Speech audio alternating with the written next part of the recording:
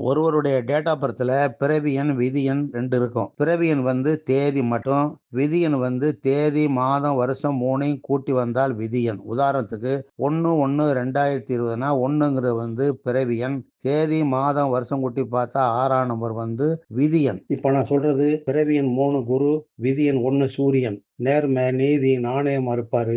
எல்லார்ட்டையும் அன்பா இருப்பாரு. தனக்கு பிடிக்காத விஷயத்துல தலையிட மாட்டாரு. தங்கமான மனசு உள்ளவரு.